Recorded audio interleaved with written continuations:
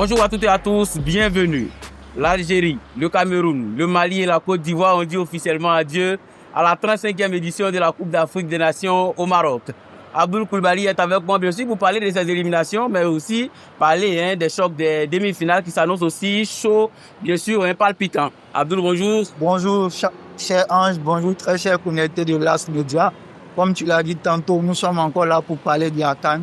Malheureusement, il y a une partie de l'Afrique de l'Ouest qui se retrouve out de la compétition. Et puis voilà, les Maghrébins jubilent puisqu'ils ont placé l'Égypte, ils ont placé le Maroc. C'est ça. Et puis voilà, le Nigeria essaiera de faire, le Nigeria et le Sénégal vont essayer de faire de leur mieux pour défendre les couleurs de l'Afrique de l'Ouest.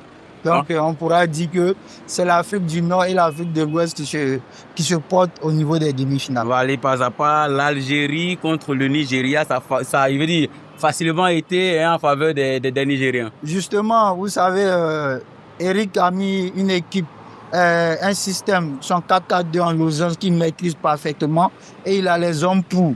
Donc, ça a été aussi facile pour le Nigeria de battre cette équipe algérienne méconnaissable parce qu'ils ont été pris de haut. Voilà, donc le Nigeria a mis plus d'intensité, plus d'agressivité et puis voilà, 2-0, aussi même tout feu, tout flamme, une passe décisive, un but qui termine naturellement MVP du match. C'est ça, naturellement MVP du match. Osimhen qui était incertain pour des rumeurs qu'on a eues, mais réussi quand même à planter ces buts-là. Et on rappelle aussi qu'il a réussi, sinon aussi il assume vraiment son statut de leader dans cette équipe du Nigeria. Et après, il y a eu Cameroun, le Maroc qui a tourné en faveur des Marocains finalement. Oui, je ne m'attendais pas à cette victoire marocaine, mais ils ont haussé le niveau. Ce qu'on a vu en huitième, c'est pas ce qu'on a vu en quart. Je pense que le Maroc est en train de monter en puissance et surtout le retour d'Hakimi, le capitaine, qui a apporté un plus sur le flanc droit de la défense. Et puis Mazraoui, intervenant à gauche. Et puis voilà, c'est tout bénéfique pour le Maroc, pour le Royaume chérifien, qui a battu naturellement, sans aucun aide d'un arbitre, mais qui a battu naturellement le Cameroun de Samuel Eto'o. Samuel Eto'o également qui a félicité ces hommes à l'issue de cette élimination, il vous le dit, et bien sûr adresser un courrier à la fédération, bien sûr, disons à la confédération et à la fédération marocaine de football pour l'organisation de cette belle compétition. Voilà, donc il est fait plaisir, on va le dire ainsi. Et après la Côte d'Ivoire, championne en titre, c'est finalement fait battre naturellement par sa bête noire. Sa bête noire. Je pense que j'avais dit ça tantôt lors de l'émission précédente. Il faut plus de concentration. C'est le manque de concentration et le manque d'expérience qui a joué en défaveur des éléphants de Côte d'Ivoire. Donc, je pense que l'Égypte a misé sur ses appuis. C'est quoi? Bloc bas, contre-attaque fulgurant, et puis voilà, des buts de 100 fois. Ils ont eu 4 occasions de mettre des buts, ils en ont manqué 3. Un sur coup de pied arrêté, et puis 2 en contre-attaque. Des balles. Voilà. Et puis voilà, des glissades. Voilà, la chance n'a pas aussi souri. À part Inao qui a été flamboyant au milieu des terrains.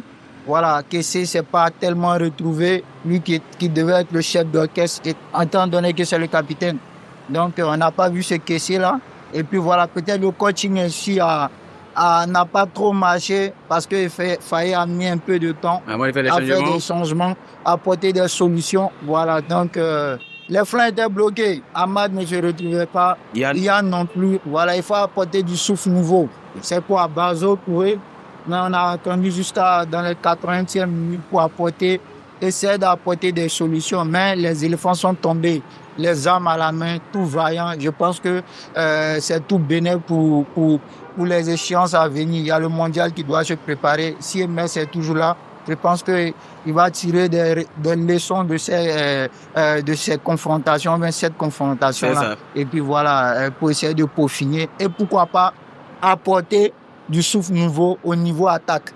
Parce qu'on a un Meïté tout feu, tout flamme au niveau du stade rennais. Ce jeune pétri de talent qui mesure plus de 1m90. Il peut être un bon point de fixation pour cette équipe de Côte d'Ivoire qui en a besoin. Nguessa a fait ce qu'il pouvait et puis voilà, Grasso est rentré au dernier moment. Mais bon, ça manquait un peu de profondeur au niveau de l'axe. Quand les flancs sont bouchés, il faut passer par l'axe du but. Mais bon, Monsieur sait comment il a coaché son groupe. C'est ça. Donc, on ne peut pas lui tirer là-dessus. Il a fait ce qu'il pouvait. Il a fait ce qu'il pouvait. Et lui aussi qui dit qu'il n'est pas inquiet, hein, pour, disons, la suite de sa survie à la tête, bien sûr, de cette équipe nationale de Côte d'Ivoire. Ça fait partie du métier des entraîneurs. Je paraphrase simplement. Et après, le Mali-Sénégal, les Sénégalais ont remporté la bataille. Oh. Un peu plus limite, on va dire. Voilà, c'est un duel fratricide. Et puis voilà, ça s'est bien terminé. Le Mali n'était pas favori. Et puis, ça s'est respecté. Voilà, le Sénégal, la dernière confrontation remonte à la CAN 2014 en Tunisie, je pense, où ils avaient fait nul. Voilà, donc je pense que ça a été respecté. C'est l'équipe la mieux organisée sur le système de jeu. Le Mali pouvait faire mieux, en vrai. Il pouvait faire mieux, mais le Mali manque d'atouts offensifs à part Sinayoko. Vous ne pouvez pas mettre 5 milieux à vocation défensive et puis espérer marquer. C'est que c'était un nul que Tom Saint-Fiet cherchait pour aller au tir au but comme voilà, la Tunisie. Il a des atouts offensifs sur le banc, mais il n'ose pas. Il joue un peu sur la prudence. Mais bon, je pense que les décideurs au niveau de la Fédération malienne de football devront prendre leurs responsabilités. Toutes les voix s'élèvent, que ce soit les anciens joueurs qui ne sont pas impliqués. Diomansi Kamara même est sorti ancien international sénégalais, pour dire qu'il faille que les anciens internationaux maliens s'impliquent davantage dans le football malien. Sinon, ça ne pourra pas faire bouger les choses. Il y a une grosse expérience en tant que joueur, en tant que coach, en tant que dirigeant de club. Donc, il peut apporter cette pierre à l'édifice malien. Peut apporter cette pierre à l'édifice. Il rappelle que la Côte d'Ivoire est éliminée de la compétition, le Cameroun également, le Mali et bien sûr l'Algérie. En demi-finale, on aura quand même un choc encore plus intense. Nigeria-Maroc. Ouais, Nigeria-Maroc, je pense que c'est entre l'aigle et le lion. Voilà, donc on espère.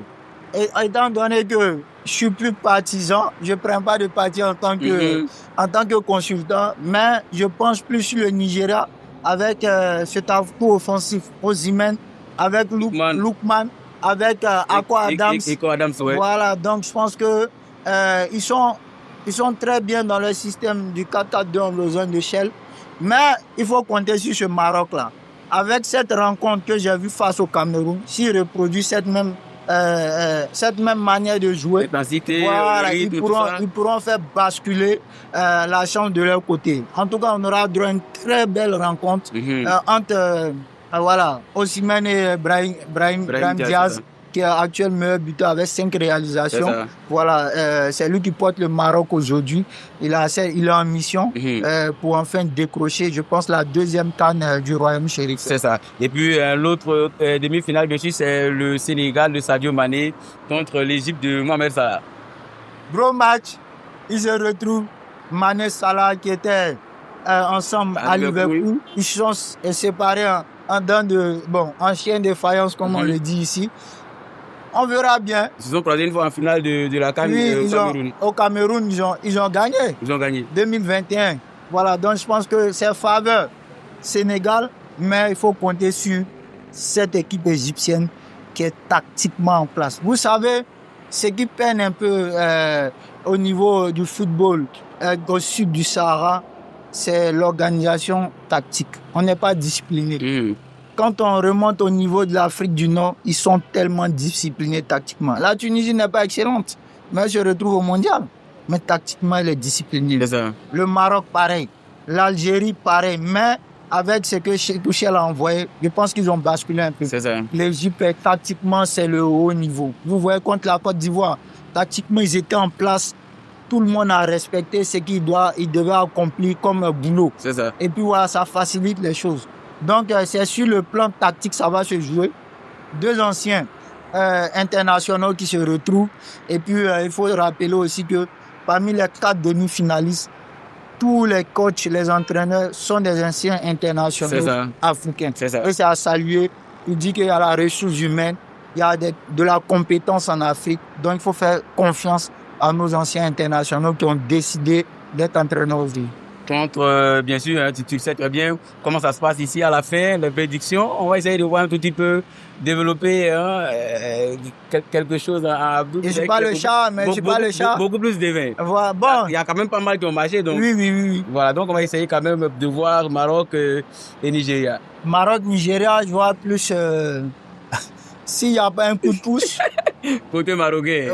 Voilà, justement, s'il n'y a pas un coup de pouce, je pense que le Nigeria pourra battre le Maroc. Voilà, avec ce que j'ai vu lors des quarts de finale, le Nigeria a tous les moyens pour battre cette équipe marocaine. Mais le Maroc, il faut compter sur le Maroc. Je pense que le Maroc commence véritablement sa compétition. C'est ça. Et puis Sénégal-Égypte. Sénégal-Égypte, un choc avec les Égyptiens sont beaucoup plus revanchards. Justement, mais à mon avis, le Sénégal a plus de moyens pour battre cette équipe égyptienne. En s'appuyant sur le match Côte d'Ivoire-Égypte, en analysant mieux, je pense qu'il peut prendre de haut cette équipe égyptienne. Mais si cette équipe égyptienne arrive à faire 2 ronds durant la première période et que le Sénégal n'arrive pas à marquer, les Sénégalais vont commencer à douter. Et là, c'est là les Égyptiens sont cliniques. On a vu face au Bénin, ils ont été cliniques dans les temps additionnels avec les 2 flèches Marmouche et Salah. Il faut être très très concentré derrière. Et puis l'acte défensif n'est pas serein au niveau du Sénégal. Khalidou méforme. Face au Mali, il y a eu un pénalty oublié qui a tapé Sinayoko. Mais ben, voilà, chaque arbitre sait comment il décide ses fautes. Donc au niveau défensif, c'est pas tellement rassurant au niveau sénégalais. À part le côté de Crépin Diatta, tout le reste, avec Niakate, tout le reste, c'est-à-dire Koulibaly et le latéral gauche, c'est pas de la sérénité. Donc les Égyptiens peuvent utiliser ces failles-là. Les Égyptiens peuvent utiliser ces failles pour espérer jouer une finale de la CAN. Concrètement, nous sommes à la fin, Abdoul. Un mot d'effet. Ben, malheureusement, les éléphants de Côte d'Ivoire sont sortis de cette compétition, mais il ne faudrait pas vilipender les joueurs ni le coach. Comme Diakité l'a dit en conf de presse, d'après-match en zone mixte, on perd ensemble, on gagne ensemble. Donc, il faut soutenir ces joueurs-là. C'est pas facile d'être joueur. C'est facile de critiquer, mais c'est pas facile d'être joueur. Et la défaite d'aujourd'hui prépare les champions de demain. Donc, partant de ce fait, je pense qu'on aura droit à de très bonnes demi-finales. Et puis voilà, que le meilleur l'emporte. J'aimerais bien voir Sénégal, Nigeria en finale. Sénégal-Nigeria en finale, c'est une prédiction systématique, on va le dire ainsi. Merci Abdoul d'avoir répondu à toutes ces questions. Merci à vous également, chers internautes, nous suivons quotidiennement. On se dit à très bientôt pour un autre numéro du décryptage. Allez, portez-vous bien.